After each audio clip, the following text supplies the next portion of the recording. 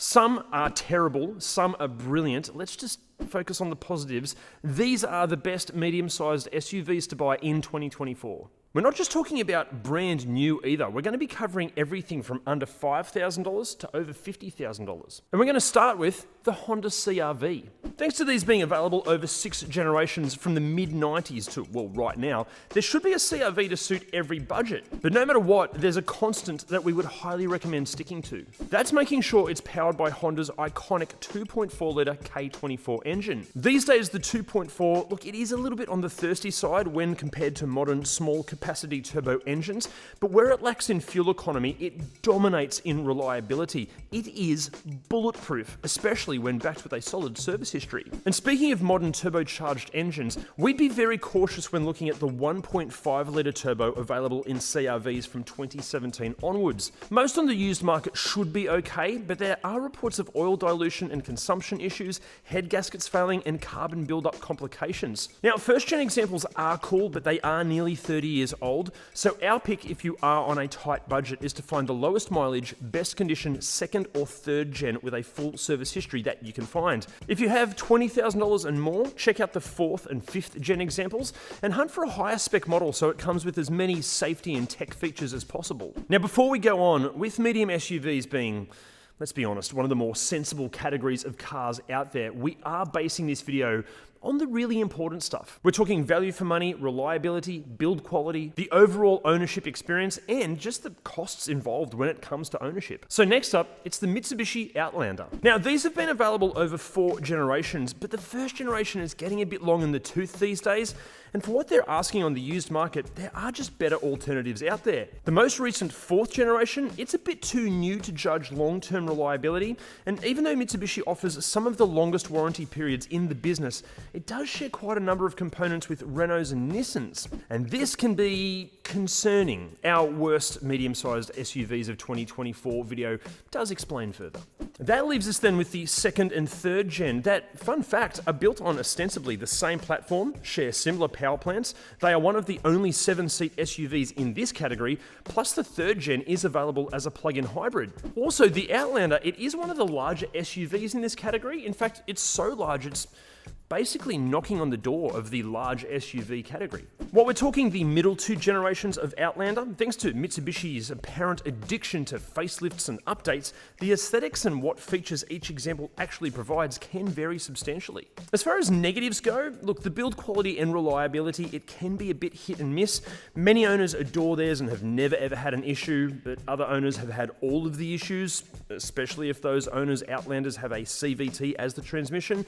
Maybe just try to stick with the traditional automatic or a manual version instead. Actually, the trick with any Outlander is just to make sure it has a faultless and fastidious maintenance and service history. If it's missed a service or two, or if there are any question marks surrounding it at all, do not buy that Outlander. There are plenty of these on the used market, just wait for the right one to pop up. Now, obviously, when you're buying a car, being absolutely sure that you are making the right financial decision is key, especially when it comes to paying for it, and that's why you should hit the driver link down below. Driver exists to get you the very best financial package, and that link will explain the plethora of other benefits that they can provide over traditional lenders. Plus, sort your finance out via that link down there, and we're going to give you $150 worth of free fuel. Okay, next up, and we're guessing you saw this one coming because you could argue that this next vehicle is responsible for the popularity of this category in the first place.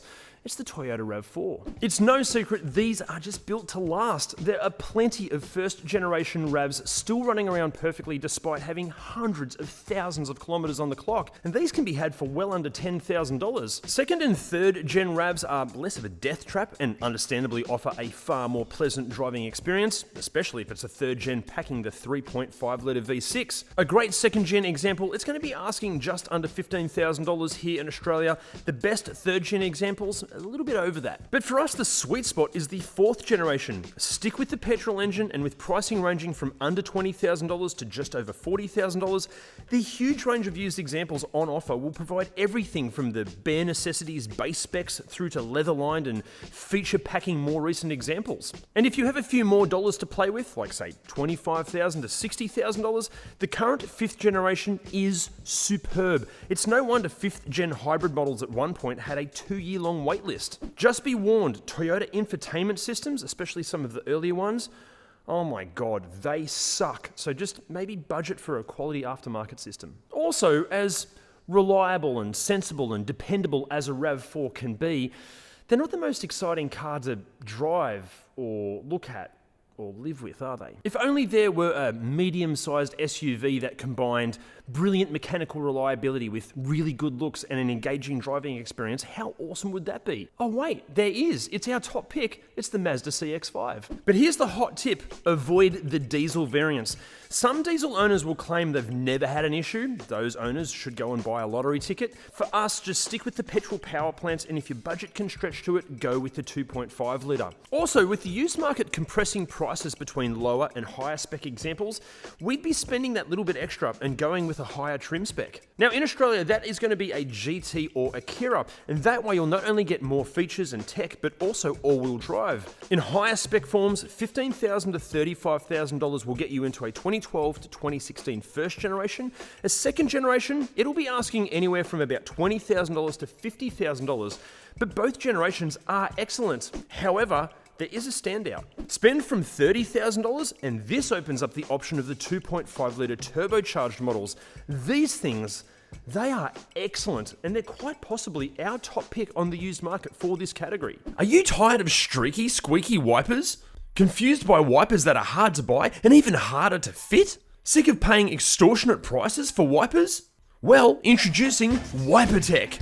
Purchase wipers from the leisure of your home and have them delivered straight to your door.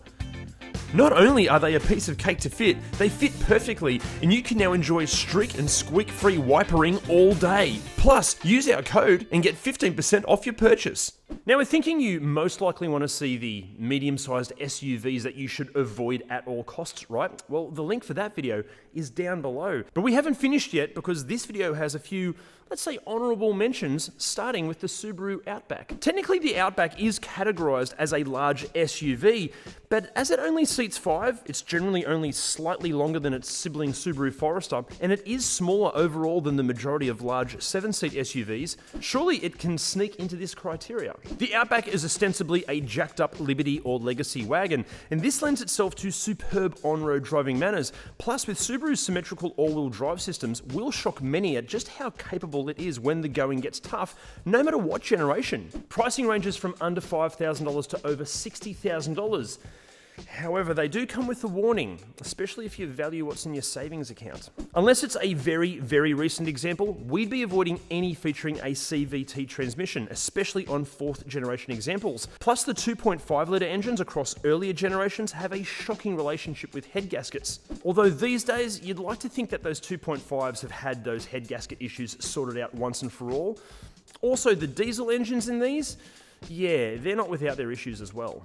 Our pick is to budget for $15,000 to $20,000 and find the lowest mileage 3rd or 4th generation 6-cylinder with a perfect service history. The right example can be a cracking good SUV. And the same goes for the sibling Forester too. We'd be avoiding any with a CVT and just keep an eye out for those head gasket issues on the 2.5s. Next, it's the Suzuki Grand Vitara. This thing is arguably the pick in this category if you require serious off-roading chops. The 2008 to 2019 Grand Vitara in 5-door form comes with a 2-speed transfer case and selectable drive modes, while the platform features a unique built-in ladder frame to improve stiffness and ground clearance off-road. As far as reliability goes, look, as long as it has been maintained correctly and not flogged in the wilderness, it's pretty good, and pricing can start from under $10,000 and it tops out at well under $30,000. In fact, if you're tempted by a Land Rover Freelander or a Jeep Cherokee, trust us, buy one of these instead. And then we have a controversial recommendation, or two actually,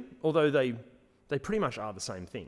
Just in case you don't identify as a car nerd, Hyundai and Kia are ostensibly the same company, and the Tucson and the Sportage share pretty much everything short of exterior body panels and interior aesthetics. However, the reason this could be controversial is due to the claims and reports of Hyundai and Kia engines blowing up. Look, unfortunately, yes, plenty have.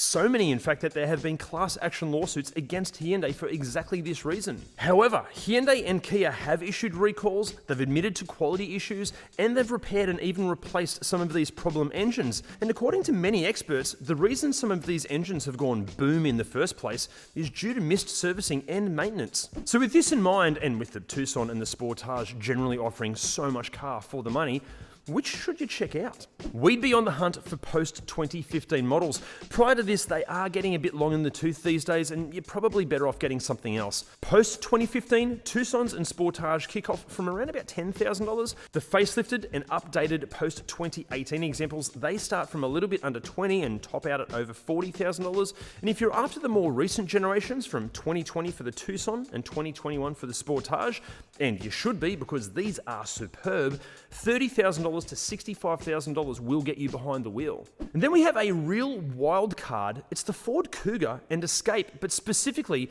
2013 to 2019 top spec examples, and it must be powered by the 2-litre EcoBoost turbo petrol engine. If it's not packing this engine and it's one of the lower trim specs, do not buy this car. But these 2-litre turbo models are hugely underrated. Look, don't get us wrong, they're not perfect, but find one with a solid service history and it can be bloody impressive. But just be warned, when these were new, they were a bit of a sales flop, and with pricing ranging from $10,000 to $35,000, it might look like great value for money when buying used, but the problem is that enthusiastic depreciation, it might continue. Also, we have made full review videos of a whole bunch of these SUVs. All the links are down below. Also, before you buy anything, make sure you watch our Ultimate Used Car Buyer's Guide. That link is down there below, and it could save you thousands. But a couple of questions for you. What medium-sized SUV would you buy, and which one would you avoid, and why? Let us know in the comments. See you next time. Being absolutely sure. Very recent example, we to be avoiding. Next, it's the Suzuki.